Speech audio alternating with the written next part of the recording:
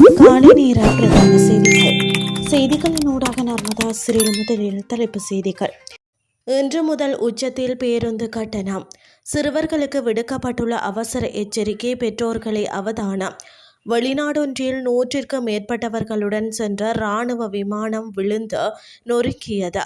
இனி விரிவான செய்திகள். மத்திய கிழக்கில் நிலவும் போர் பதற்றம் தீவிரமடைந்துள்ள நிலையில் ஒவ்வொரு நாடும் தங்களுக்கான நிலைமையை உறுதி செய்ய பல்வேறு நடவடிக்கைகளை முன்னெடுத்து வருகின்றன. இந்த நிலையில் இலங்கை அரசாங்கமும் நாட்டின் ஸ்திரத்தன்மையை பேணுவதற்கு பல்வேறு செயற்பாடுகளை உடன் அமலாக்கும் வகையில் செயல்படுத்தி வருகிறது. ஒரே மாதத்திற்குள் எரிபொருள் விலையை 2 தடவைகள் அதிகரிக்க நிர்பந்திக்கப்பட்டமையால் ஏனைய அனைத்து துறைகளும் பாரிய நெருக்கடியை எதிர்நோக்க வேண்டிய நிலை ஏற்பட்டது. இதனை சமநிலைப்படுத்தும் முகமாக ஒவ்வொரு துறைகளுக்குமான கட்டண அதிகரிப்பை அரசாங்கம் அறிமுகப்படுத்தியுள்ளது. அதன்படி எரிபொருள் விலை அதிகரிப்பை தொடர்ந்து நேற்று நள்ளிரவு முதல் அமலுக்கு வரும் வகையில் பேருந்து கட்டணங்கள் 12.19% அதிகரிக்கப்பட்டுள்ளது. இந்த விலை திருத்தத்தை தொடர்ந்து குறைந்தபட்ச பேருந்து கட்டணம் 27 ரூபாயிலிருந்து 30 ரூபாயாக அதிகரிக்கப்பட்டுள்ளது.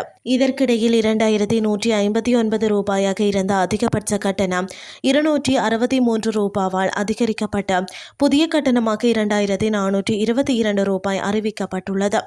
இந்த நிலையில் இன்று முதல் வழக்கம் போல் பேருந்து சேவைகள் மீண்டும் முன்னெடுக்கப்படும் என இலங்கை தனியார் பேருந்து உரிமையாளர்கள் சங்கம் தெரிவித்துள்ளது.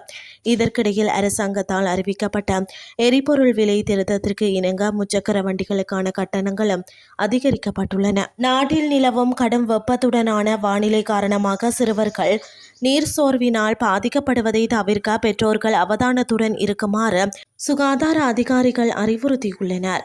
கொழும்பு சீமாட்டி சிறுவர் மருத்துவமனையின் சிறுவர் நல மருத்துவர் தீபால் பெரேரா இதனை குறிப்பிட்டுள்ளார்.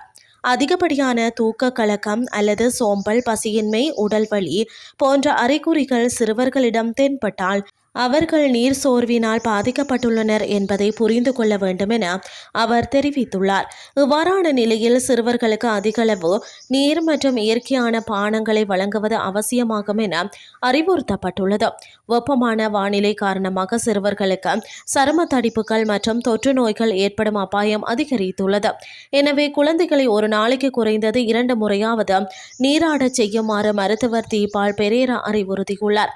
பாடசாலை விளையாட்டுப் போட்டிகளில் ஈடுபடும் மாணவர்கள் நீர் சோர்வு மற்றும் வெப்பத்தாக்கத்திற்கு உள்ளாகும் அபாயம் அதிகம் காணப்படுகிறது. முறையான நீராகாரம் உட்கொள்ளாவிடில் இது உயிரிழப்பு போன்ற பாரிய சிக்கல்களுக்கு வழிவகுக்கும் என அவர் எச்சரித்துள்ளார். எனவே வெளிப்புற நடவடிக்கைகளில் ஈடுபடும் போது சிறுவர்களுக்கு தேவையான அளவு தண்ணீர் கிடைப்பதை உறுதிப்படுத்துமாறு பெற்றோர்களும் ஆசிரியர்களும் கேட்டுக் கொள்ளப்பட்டுள்ளனர். இனி வெளிநாட்டு செய்திகள். கொலம்பியாவில் இராணுவத்திற்கு சொந்தமான விமானம் புறப்பட்ட சிறிது நேரத்திலேயே விபத்துக்குள்ளானதால் அதில் பயணம் செய்தவர்கள் தொடர்பில் நிச்சயமற்ற நிலை உருவாகியுள்ளது. லார்கெட் மார்டின் கார்குல்ஸ் C-130 ரக விமானம் கொலம்பியாவின் தெற்கே உள்ள அமேசான் வனப்பகுதியில் பெரிய எல்லை அருகே விபத்துக்குள்ளானது. இதில் 110 இராணுவ வீரர்கள் இருந்தனர். விபத்து நடந்ததை அந்நாட்டு பாதுகாப்பு அமைச்சர் உறுதி செய்துள்ளார். அதே நேரத்தில் எத்தனை பேர் உயிரிழந்தனர் என்பதை அதிகாரிகள் இன்னும் உறுதிப்படுத்தவில்லை எனவும் கூறியுள்ளார்.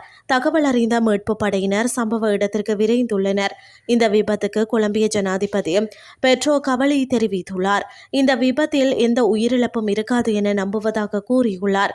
கார்குல்ஸ் விமானம் கடந்த 1960 முதல் கொலம்பிய இராணுவத்தில் பயன்படுத்தப்பட்டு வருகிறது. கடந்த சில நாட்களுக்கு முன்னர் மற்றொரு அண்டை நாடான பொலிவியாவில் C-130 விமானம் விபத்துக்குள்ளாகி 20 பேர் உயிரிழந்தது குறிப்பிடத்தக்கது.